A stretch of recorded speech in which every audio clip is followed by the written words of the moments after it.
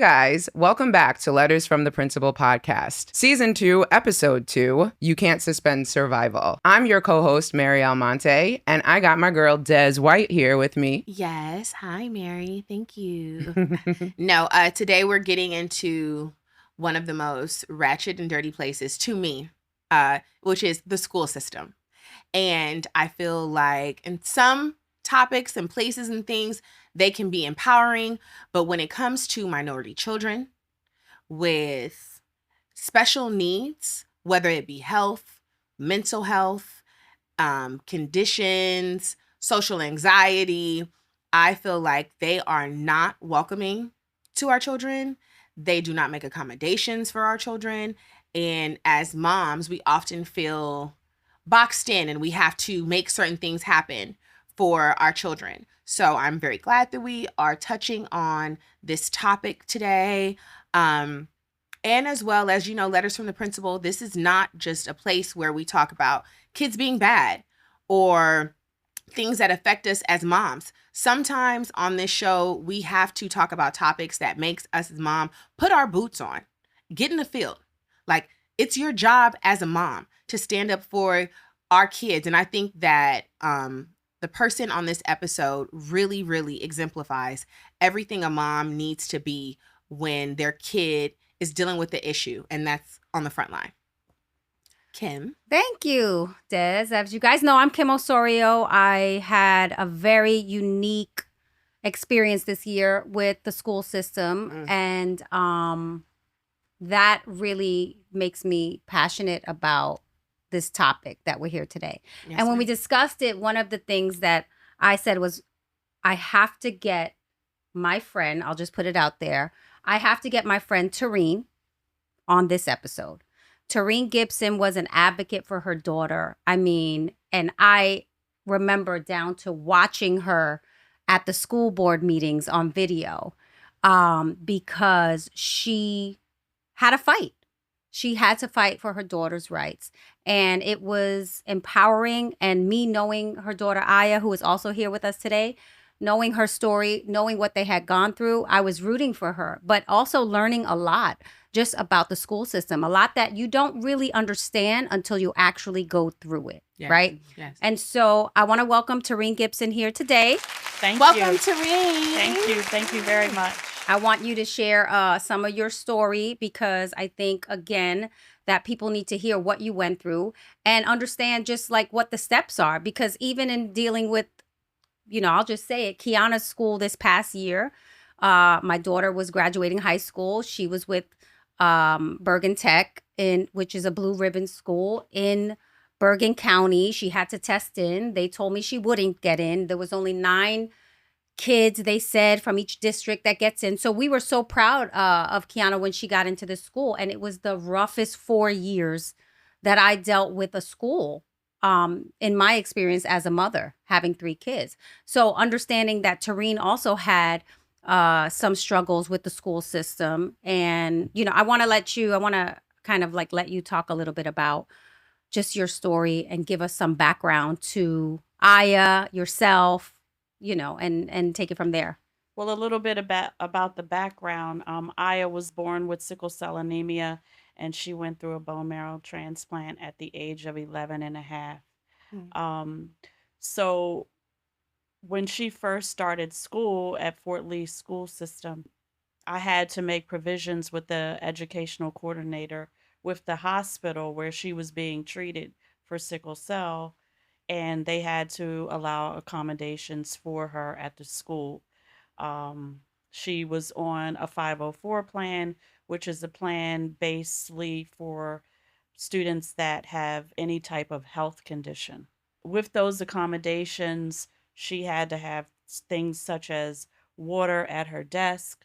They had to provide air condition in her room.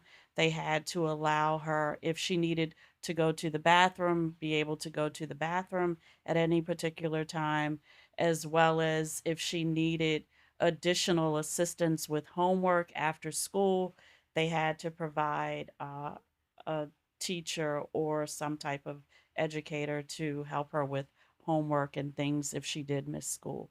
And let me just cut you off there. I don't want to stop you in telling your story, but just one of the things you said, because I dealt with this with the Fort Lee school system. You said on blast.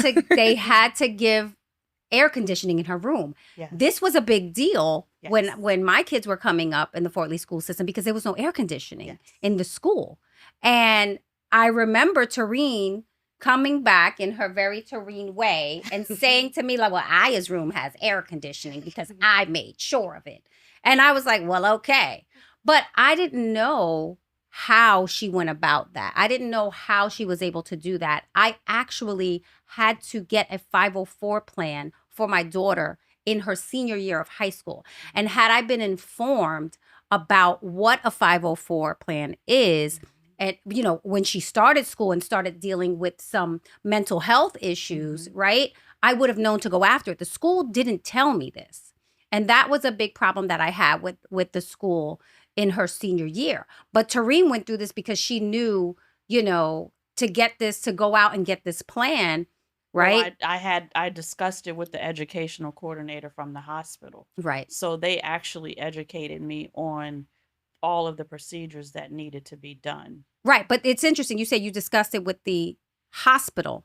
Yes. But where the she was school being- isn't, No. yeah. The school didn't give you that background. No, the educational coordinator came into the school with me. We set up a meeting with the principal, and she had a list of all the items that the school had to provide for Aya. Right.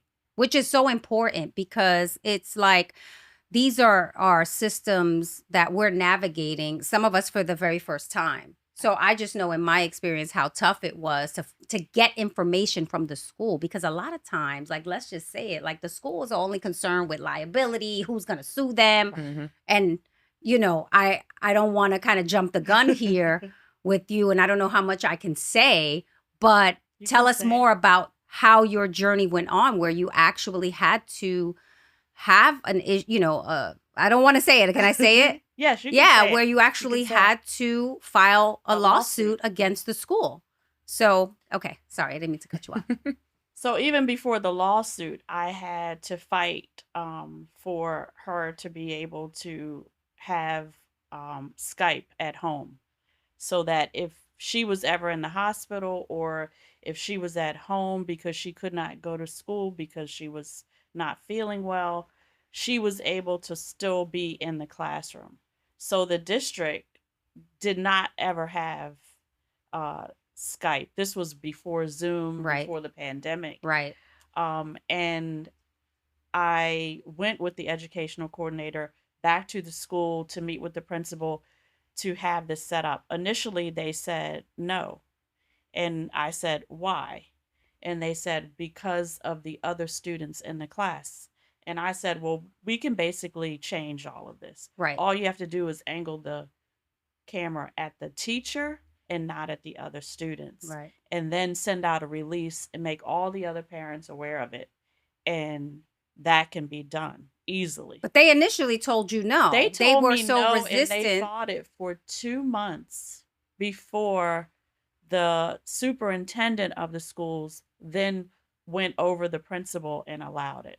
And I think that it's important because before Aya, and I just want to talk a little bit about her struggle, as a youth. I didn't know Aya and Kayla, my oldest daughter, kind of came up together because Tyrene and I were neighbors. But I didn't know a lot about sickle cell, right? I mean, I didn't have anyone in my family, Right. Yeah. right? Like you're learning as you go along. But, it was a struggle there for her. I mean, I was in the hospital, I feel like every holiday, Mhm. right? So there was a lot that she was dealing with as a child. So for a school, you would think that they would want to come in and help this child get what she needed to be able to succeed. Mhm. And it was a fight just Well, for they Tyrene. didn't really understand it. They Yeah. never had a student in their district that had sickle cell anemia. I had to give literature to the principal, to the superintendent, to her teacher every year, to her teachers, to the guidance counselors. The nurse, they knew about sickle Right. cell, but other than that, I had to educate the school Right. every year. Right. And as a Mhm. parent, it's, you're navigating this, especially for your first child, for the very first time. So you're trying to learn the system and learn the things that you need to do to get your child what they need to be successful. So I guess, Tyrene, I want to ask you, how did that feel, and whether you felt like you had help, and how you had to kind of navigate this system where, it just wasn't designed for a parent of a child with sickle cell. Well, I never gave up. I didn't feel that the school supported me.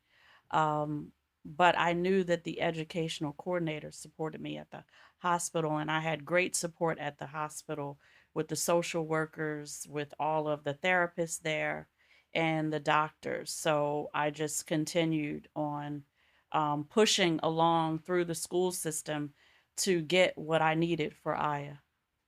And I often talk about you when I talk about sickle cell, because we said this before, right?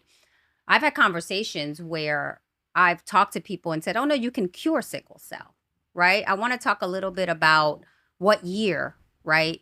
You found, or Aya went in and got her bone marrow transplant, because that was a fight in and of itself. And people, hi Aya. I know we didn't intro her yet, right?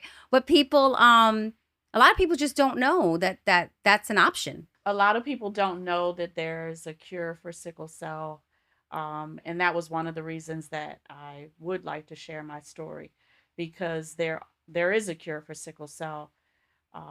There is bone marrow transplant as well as stem cell transplant. And even now they're doing gene therapy, which is another treatment for patients with sickle cell anemia. Aya went through her transplant when she was coming out of the 5th grade, going into the 6th grade.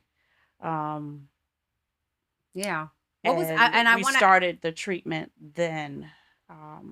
I want to actually ask Aya. I forget how young she was, but I want to actually ask Aya what that was like for her in the school system, and just being in the 5th grade and having to go through that. Welcome, Aya. Hi, Aya. Hi guys. Thanks. It was pretty rough. I'm not even gonna lie. Like, just being so alienated. I felt like the school alienated me. I would come home every day crying. The teachers, they were just so not understanding. They didn't understand. They didn't seem to care. I felt like they tried to make it seem like I was different. They tried to just alienate me, and they made it hard for my mom, but they also made it really hard for me. Like, they made me feel that I was different. I just wanted to be normal. That's why I tried not to tell anybody about my sickle cell. And the staff and even the students, they just made me feel so different. I have a question. How did that impact your ability to make and keep friends and just have a social life that most kids would Yeah. have? I had no social life. I wasn't invited to a lot of the things that other students were invited to. My mom was very strict also, so that played a big hand in it. I just felt so scared all the time that I would get a pain crisis or I would be a little too sick to play. So I just kind of tried to stay to myself, and I think that impacted me, especially at home when all I was just spending time with my mom because I didn't want to do anything else and I didn't want to feel different, so I kind of just stayed to myself. So, and this was what grades primarily where this was really impacting you? Probably about 6th grade going into middle school because I lost all my hair. I was completely bald. I had 2 rounds of chemo. I was wearing a wig to school so nobody would think different. I was on Oh my God, bless your heart. steroids. My face was swollen. So starting middle school, coming back from being in and out of the hospital, and then I looked completely different. Like my face, my body, it was just, yeah. So Yeah. in that's middle right. school, you were still going through this. Yeah. So 6th to 9th, 6th to Probably 6th to 9th, yeah. It they kind of, say middle school's the hardest. yeah. It was 6th, 7th, and 8th. You had said that you were, you wrote down your thoughts and that was part of your coping, strategy. And not to jump ahead, but I'm kind of wondering if then that led to your book that you ended up publishing. Well, yes. I mean, the book was started back when she was younger. I used to just write down my thoughts when I was in the hospital because a lot of times I would be in the hospital overnight and there was nothing on the TV. I didn't want to watch TV. My daughter was in pain. So I would literally just jot down whatever I was going through at that time. And that's how my book started.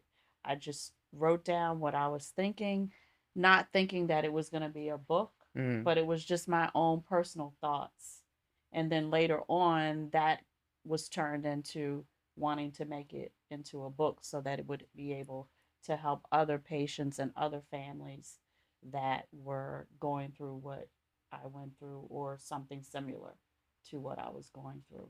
Because everybody's experience is different, Yeah. but at least this would be a way to help families know what to expect, especially if they had a child with a bone marrow, with a bone disorder, or with leukemia or cancer or something like that. And that was my way to kind of give back.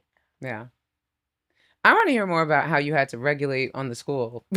Please. Because We're ready to lock I in feel with like that there's obviously this was like an extreme situation, but I feel like there's many moments where, as parents, we all become irritated with the school system and feel like we're not being heard or, basically they don't care. Right. So I really feel like that part of your story can inspire a lot of people. So I want to first say that Aya's middle school vice principal, her name was Mrs. Glenn. We about to have to find Mrs. Glenn, what up? Mrs. Glenn was Aya's middle school vice principal. Just think about this. Now, when Aya goes to the high school, Mrs. Glenn is now the principal of the high school. So Mrs. Glenn knows everything that Aya went through in terms of her transplant. She knows about her condition. She knows what type of student she is.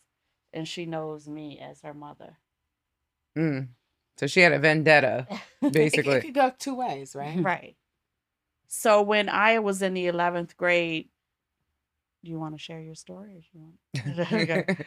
She was sitting in science class, and her teacher at that time, Mrs. O'Keefe, she made a derogatory statement in her classroom. I was in her junior year at the high school in Fort Lee. And she basically said that parents that are pregnant with a child with sickle cell either have an abortion or they miscarry. What? Yes. So, what was this teacher's name? Mrs. Glenn. O'Keefe. No, Oh. that was the principal. Okay. Mrs. O'Keefe. It's okay. She also said that if the child was born, wouldn't survive past infantry. Did you stand up and tell her that I'm today years old? It's okay. I waited till after the class when we were by ourselves, and I told her that I had sickle cell. I was successfully cured, and that her statements were incorrect and old, and she needs to do more research. But I said it respectfully. Such a class act. Right. And then enter the mother. No. Yeah, kidding. and how did you handle that? No, you. How did you handle that? So that day, Aya came home from school and said, "Mom, guess what happened to me in class?" So, of course, I said, "You know what, Aya?" And she said, "Mrs. O'Keefe, my science teacher, she made this derogatory statement in the class today." I was like, "Oh, really? What did she say?" She said, "Mothers that are pregnant with children that have sickle cell either abort or they miscarry." And I said, "Oh, really?" I said, "Does she not realize that you are in her classroom?" And she said, "Obviously not." And I said, "Well, what did you do?" And she said, "I raised my hand and I, asked to speak with her after the class. And I spoke with her after the class, and she said that she didn't know that Aya had sickle cell anemia and that she was sorry. And But she still continued on going with her theory that what she said was accurate, Mm-mm. and it was not accurate. So what I know Kim said there's a rainbow at the end, so I'm like waiting and not trying to like plan murderous snap plots to these people. But with all that's happening, so now we went through middle school, tumultuous, health wise, not looking how she used to, wigs, rounds of chemo. She makes it to high school where she has to hear this bad information. You know, you go in to save her. At what point do we get to where it's like, you've had enough? I'm about to do something, Mom. Well, I did it in steps. Okay. So first, Aya went to speak to the principal and made her aware of what the incident happened. I actually served on a committee at the school, so I was going to the school that next day anyway. So I had called to make an appointment to meet with the principal so that I could speak to the principal, but I knew that I would see the principal in school at the meeting because she would be attending the meeting. Yes. So I just waited until I went to the school, and then we had our meeting, and I explained to her, you know, that what this teacher said and that she should be reprimanded for it. And I would like to know that she's going to be reprimanded for it. Yeah, I want proof. Yeah, I want proof. So of course, with the principal in the school, they try to talk about, oh, we can't disclose certain information based No. on a teacher. I said, well, how will I know That that this she happened. that there's something that's going to be put in her file that this incident happened? I want some type of proof that this will be taken care of. And I think it's when we get to those points, right, where we challenge the school, Yes. right? And you got to be careful because a lot of times, if your kid is going to be there, you're not always going to be Preach. there, right? Preach. So this is why people get scared. Dig people in, get Kim. scared because when you go and you voice how you feel or you object to how they run their school system, they make it harder for you and your kids. Keep looking. and for your kids. So like you think you're doing the right thing, and you are essentially because you're fighting for your kid, but then now you got to deal with a school that, look, let's just keep it 100. Now they don't like your kids. Nope. And it's the whistleblower effect. Right. I will back you up to where my son, and I really feel where you're going through. My son, thank you, Lord, never had any health issues. But my sons go to a predominantly white school. My son was trolled. They made a video about my son. Remember, they made the video about Jay. I was in St. Bart's when I found out. I sent a letter. The priest of the school didn't want to do anything. The principal had my back. I contacted the archdiocese, and I ended up sending the parents a cease and desist and contacting the archdiocese. And I had to stand on it. Right. That I will sue you. If you can't control your child, that's fine. I'll sue you if you can't control your child. And it's like, now the we go to the school and the parents are looking crazy, PTA is looking crazy. Yes. But you know, I have a different personality. Yes. I don't give a fuck. So that being said, my kids are in my footsteps. They really don't give too much of a F either. So, but not everybody is built like that. Some people don't. There's a mom watching this podcast right now that you are inspiring who is scared, especially in a blue ribbon school or a private school where not everybody's getting in. It's like, oh, let me just be quiet because I'm gonna make it harder for my child. No. Thank you. No. But I did it diplomatically. I know that who I was dealing with. I was dealing with a white school in a white district that never dealt with this type of situation before. So I had to do it a certain way. That's why I did everything in steps. So after I met with the principal, I asked the principal, I said, I would like to set up basically a program where I have the educational coordinator come in from the hospital, and also Aya's bone marrow transplant doctor to come in so that they could give information to all of the teachers and staff about sickle cell anemia, but also to put the teacher on blast basically, for what she did. Mm-hmm. And also invite her to educate her to make sure that she knows what is really truly going on out here with sickle cell and that it is curable. Because and in that essence, and you that didn't mean to like families make her don't. feel bad. Yeah, You just because didn't what want she her was saying. to defame your child and have information. Yeah, and I wanted her to know whatever she read, the information that she read it from, was not accurate. It was old information. It backfired. Well, on that note, we will find out how it backfired and also get to that happy ending in part 2 of today's episode. So keep it locked, y'all. And Mrs. O'Keefe, we're coming for you still. No. You're